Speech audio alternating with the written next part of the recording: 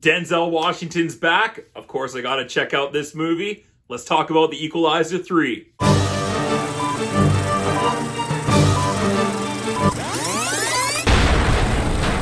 Make sure to hit that subscribe button to help us get this channel to 300 subscribers by the end of this year. We got to that 200 subscriber goal way early, so maybe we can even do goal number 2 for the end of this year. Thank you so much for helping us out with that. Today we're talking about the 2023 third film in the franchise action thriller movie, The Equalizer 3. After giving up his life as an assassin, Robert McCall moves to Italy, where he finds peace and solace for the first time. However, with his new group of friends around him, he discovers that his friends in the town are under control of local crime bosses. As events get worse, McCall knows what he has to do: be his friend's protector by taking out the crime syndicate one at a time. Do it somewhere else. You warning me? I'm preparing. Is that a Timex? No, it's a movie. That's the median nerve that I'm compressing.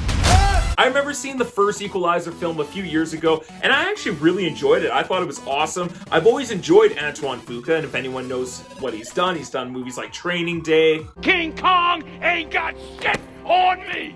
And he did a great job with the first Equalizer film. The Equalizer 2 was kind of a letdown, I'm not gonna lie, a diminishing return. This movie was an improvement on the Equalizer 2. It just had better action, it had a more simple story, but also a more impactful and emotional character-driven story. Yes, the villain in this one is not as strong. It's probably actually the weakest villain out of the entire Equalizer franchise films with Denzel Washington. Are the weakest link. Goodbye. But the action in this movie, when it happens, is so horrifying and scary and realistic and thrilling all at once. And I thought it was handled in a really mature and very cool way, but while still being brutal violence. Ouch, kabibble! And this movie does, I think, it better than the second one. Maybe not as quite as good as the first, but it's still a really solid entry in this trilogy. Actually, not bad. I love the setting of Italy, the fact that most of this movie takes place in like Sicily and then off the coast of like Naples and stuff like that. I love that location. I've been to Italy multiple times. It's one of my favorite countries in the world. The cinematography in this movie captures the Italian lifestyle and the beauty of it so well. I thought this movie looked pretty good. It moves at such a nice clip pace, like it doesn't slow down once it gets moving after the second half of the film. But the first half is still really intense and interesting and quite a good character study film about where Robert McCall is at this time in his life, now that he's not a government assassin technically anymore, and he's just trying to live his days out peacefully. And somehow this town and the people here offer him and supply him with peace and solace, and when that's threatened, Robert's got to go all out and kick some ass. Ass kicker. And that's what Denzel Washington does best. Bringing me to my next point, I love Denzel Washington. He is hands down my favorite actor in the last 50 years. Every role he does, he's great in it. Like, you'll never see a shitty Denzel Washington performance. Player to player, pimp to pimp. He's also a producer of these films, so obviously he has some passion towards this project. I mean, Denzel Washington isn't one known to do sequels, let alone a third one now. So obviously this character, Robert McCall, really speaks to him and he's passionate about this kind of project while still being an entertaining, badass action film. All three of the Equalizer films, I thought the action is well done. They nailed that. They already got a part of my vote, at least part of the way there. It was great to have Dakota Fanning back in a movie with Denzel Washington again. I loved their chemistry in Man on Fire, one of my favorite Denzel movies, and such a great Tony Scott film. And she was phenomenal in that performance years ago, and she's very good also in this movie. And so she's got a different kind of dynamic with Denzel in this film, but when they're on screen together or talking with one another, the scenes just crackle and pop with this great chemistry where she seems more she's kind of along for the ride, where I would have liked her character to have been a bit more assertive.